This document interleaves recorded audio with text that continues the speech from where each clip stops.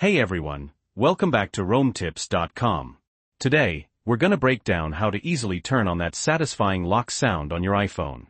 First things first, let's dive into the Settings app. Just open it up. Alright, now scroll down a bit until you spot Sounds and Haptics. Give that a tap. Okay, almost there. Scroll all the way to the very bottom, and you'll see Lock Sound. Just toggle that switch to the on position. Great.